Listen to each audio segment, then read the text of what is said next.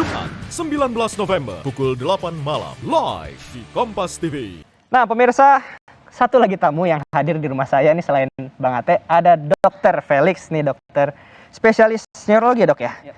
Nah kita mau nanya-nanya langsung nih dokter, sebenarnya dokter pendarahan di otak itu apa sih dok? Oke, balik Mas El. Jadi gini, kita sebelum masuk ke topik ini mungkin kita harus bahas dulu ya. Pendarahan otak itu sebenarnya bisa disebabkan oleh banyak hal ya.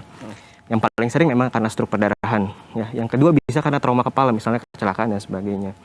Nah, kadang-kadang juga bisa terjadi pada pasien-pasien yang mengalami tumor di otak yang mengalami suatu perdarahan gitu. Baik.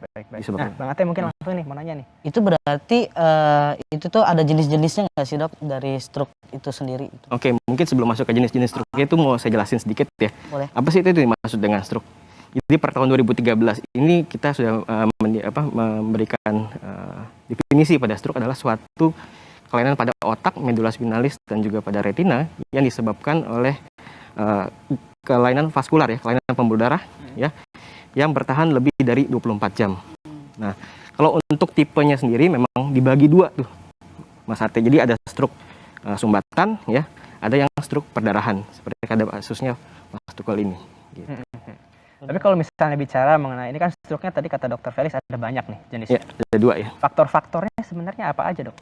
Oke, faktor risiko stroke pada umumnya memang kita bagi menjadi dua ya. Ada yang bisa dimodifikasi dan ada yang tidak bisa dimodifikasi. Yang bisa dimodifikasi sebenarnya cuma 4 nih.